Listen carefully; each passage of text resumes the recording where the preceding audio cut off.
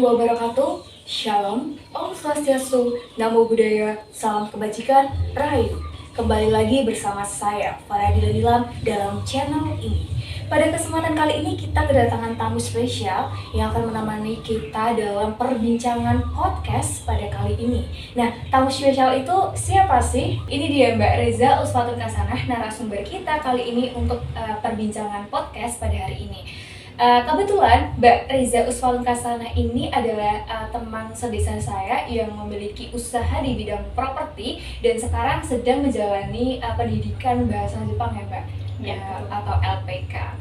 Nah, Mbak, saya ingin tanya-tanya sedikit sih mengenai perjalanan hidup Mbak, di mana sekarang tuh Mbak memiliki usaha yang sudah lumayan dikenal beberapa orang, dan sehingga Mbak juga memutuskan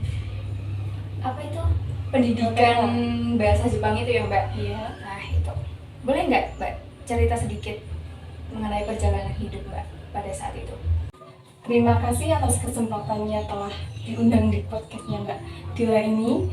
Jadi tadi kan Mbak Dila nanya ya, awal mula saya membuka perjalanan hidup saya besar. Iya. Jadi awalnya itu kan saya kan lulusan SMA ya tahun 2022. Awalnya saya memang berkeinginan untuk melanjutkan ke jenjang kuliah. Pada saat itu kebetulan juga saya masuk ke dalam 100 siswa berprestasi di eligible itu. Nah, tapi memang karena memang bukan rezekinya ya, mungkin saya nggak keterima ya. Iya. Nah, di situ itu saya nggak nyerah, saya ikut ujian tertulis yaitu UTBK di UPN, di Universitas UPN. Tapi memang belum rezekinya lagi aja, jadi nggak keterima. Iya. Jadi karena daripada nganggur, saya memutuskan buat kerja dulu. Jadi kuliahnya saya pending di gap year. Saya memutuskan untuk kerja di PT IGW International Klaten. Saya di situ hampir setengah tahun ya, tapi karena saya kena PHK, saya kena cut dari perusahaan, jadi mau nggak mau saya harus keluar dari PT itu. Dan saya sempat setelah dari PT IGW itu saya sempat nganggur selama 2 bulan. Lama juga ya? Iya, nganggur 2 bulan karena bosan. Dan pada saat itu kebetulan juga saya scroll TikTok, ada inspirasi buat membuka usaha kecil-kecilan. Dan karena saya kan pernah bekerja ya, jadi saya ada modal sedikit lah. Buat berapa tuh Mbak? Modal awal lah untuk membuka usaha. modal awal Ya, sekitar kurang lebih 5 juta. Ya, banyak. Iya. Jadi karena daripada saya nganggur, mending saya putar balikan modal yang 5 juta saya itu buat bikin usaha sambil menunggu gap year di tahun depan. Kalau sebenarnya itu modal awal tuh untuk Iya, di tabungan. Tabungan saya itu untuk kuliah di Tahun depan. Iya, biar di tahun depan. Tapi Mbak ini Daripada nganggur, iya, saya memutar balikan modal saya buat usaha kecil. Dan saya waktu itu kan baru boomingnya buket ya. Iya. Jadi saya memutuskan buat kenapa nggak bikin buket aja yang waktu itu laris gitu. Apalagi kalau buat wisuda pasti kan Pelaku booming gitu. Iya. Iya. Terus jadi saya 5 juta itu saya buat modal usaha properti, saya beli bahan-bahan ini. Memang awalnya sepi ya, karena mungkin belum ada yang tahu usaha saya. Hanya teman-teman. Iya, termasuk teman-teman saya. dekat. Iya. Yang memesan di bidang propertinya Mbak Reza ini awal-awal ya. Orang-orang 2, 3, 4 baru dikit banget. Nah, itu kebetulan waktu saya bikin, ada salah satu teman saya yang posting, dia pesan di saya, dia posting, dia promosikan di sosial medianya dia. Dan alhamdulillahnya dari situ banyak orang yang order ke saya. Jadi kayak orderannya yang dari awalnya sepi Jadi alhamdulillahnya naik berkat postingan teman saya itu. Gitu. Iya. Terus apakah dari situ Mbak membuka usaha untuk membumingkannya itu, Mbak itu lewat apa? Nah, karena saya dapat saran dari teman saya yang mempromosikan tadi, kenapa nggak bikin sosial media aja sih? Karena kan sekarang kalau jualan online Iya, pada bisa, tanya gitu iya, ya. bisa cepat itunya lakunya. Jadi teman saya menyarankan buat bikin sosial media, jadi saya buka di IG, saya promosikan di IG, saya posting apa yang saya buat, kayak bukan bunga, bukan uang, saya masukkan ke situ untuk saya promosikan, dan alhamdulillahnya sampai sekarang masih berlanjut usahanya. Kurang lebih 1 tahun udah. Oh, 1 tahun ya. Iya. Nah, tadi kan Mbak Riza kan bilangnya usaha ini udah berjalan kurang lebih 1 tahun ya, Mbak. Iya. Nah, omsetnya tuh berapa tuh Mbak? Apakah balik modal atau gimana? Oh, alhamdulillahnya untuk omset selama saya membuka usaha ini, kalau balik modal, omsetnya ya alhamdulillah cukup lah buat kebutuhan sehari-hari. Yang awalnya mau beli ini itu masih mikir-mikir ya, takut uangnya habis atau apa, sekarang bisa buat beli pakai uang sendiri, pakai usaha sendiri, hasil keringat sendiri. Masya Allah. Alhamdulillah. Nah, apakah ada kendala Mbak saat menjalani usaha tersebut? Kalau setiap usaha itu pasti ada itu ya, naik turunnya ya. Iya. Pasti ada kendalanya, ada senangnya, ada sedihnya.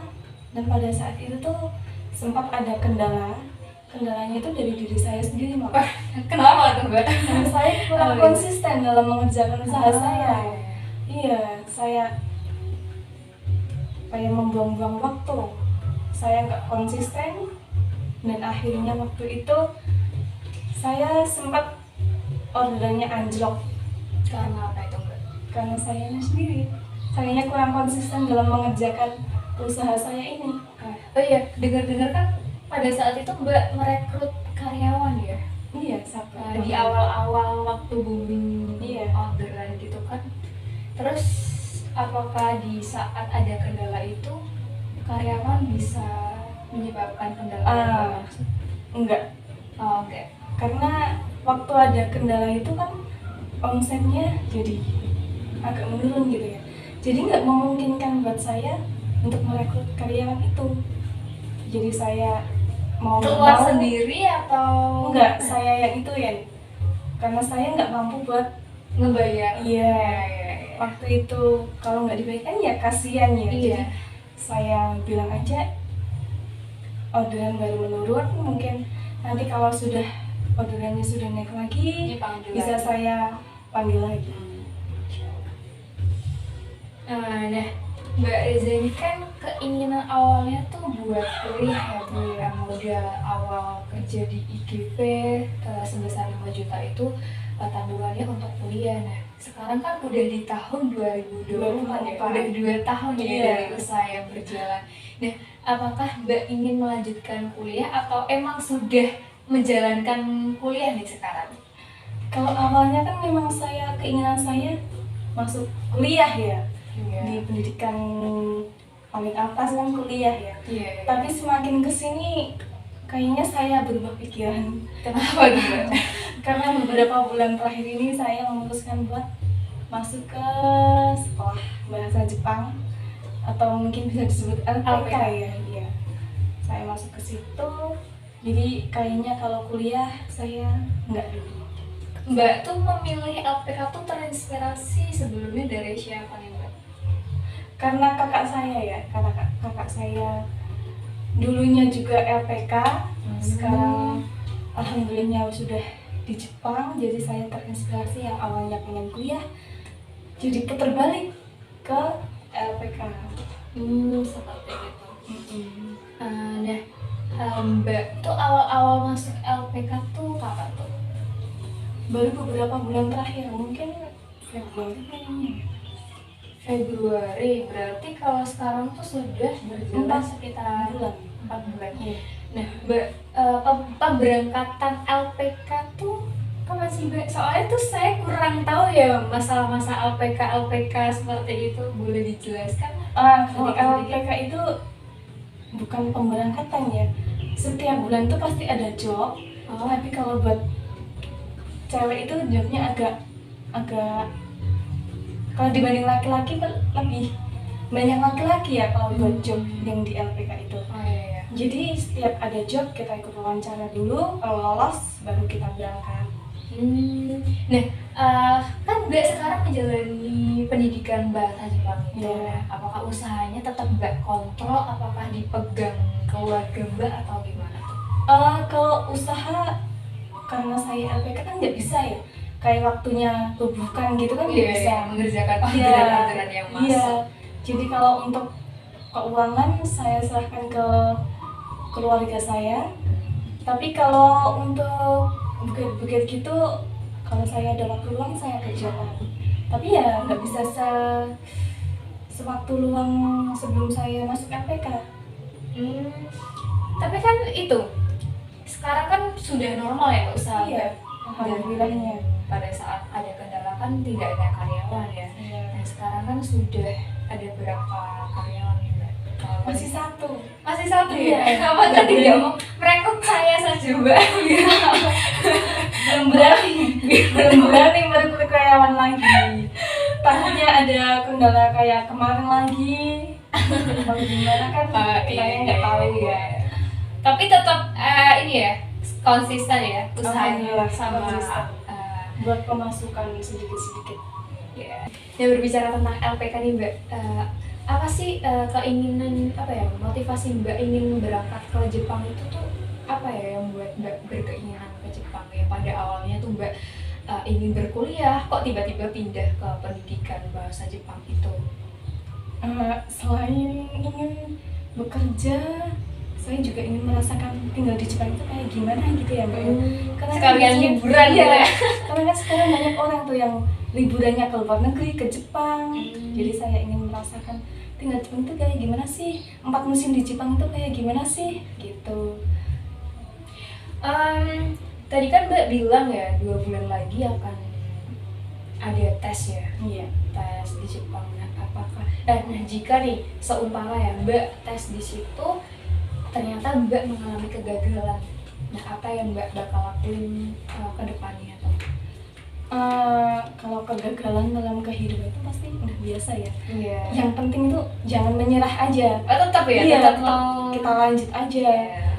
Karena bagus kalau sih. kita menyerah itu nggak akan ada kemajuan di hidup kita. Kita sendiri nih kesibukannya akhir-akhir ini ngapain? Kalau kesibukan saya sih ya gini-gini aja Mbak, mengerjakan tugas-tugas yang sekian menumpuk dan juga kalau sekarang sih kegiatan saya ya kuliah saja, dan jika ada kegiatan di luar kuliah itu palingan mengikuti organisasi seperti desa ya, Karang Taruna. Kalau di kuliah sih saya belum aktif sih. Tapi untuk kegiatan webinar, seminar mungkin saya juga ikut andil dalam kegiatan. Mbak ini kuliahnya di mana ya kalau boleh tahu? Saya kuliahnya di Universitas Negeri Yogyakarta. Oh, UNY ya? Iya. Udah berapa semester itu Mbak? Baru 3 sekarang. Memasuki 3 atau sudah 3? Memasuki 3, maaf salah. Oh, berarti sudah kurang lebih 1 tahun ya? Iya, betul sekali. Mbaknya kan lulusan 2023 ya kalau nggak salah. Wah, banyak sekali motivasi-motivasi yang Mbak Reza utarakan dalam podcast kali ini, dan saya ikut termotivasi juga dengan Mbak Reza ya, memiliki usaha-usaha kecil-kecilan yang kemudian tuh bisa menaik lonjat ya dari usaha tersebut, dan Mbak Reza juga bisa membeli apapun itu dari usaha Mbak Reza, dan sekarang Mbak Reza pun juga menempuh pendidikan bahasa Jepang yang dibicarakan Mbak Reza tadi. Nah, terima kasih Mbak Reza atas kesempatannya karena telah hadir dalam podcast kali ini, dan semoga para pemirsa juga menyimak dengan baik obrolan saya dengan Mbak Reza dan dapat memberikan motivasi pada teman-teman sekalian. Baik, terima kasih kesempatannya. Saya Farah Dilan pamit undur diri. Wassalamualaikum warahmatullahi wabarakatuh. Yuk.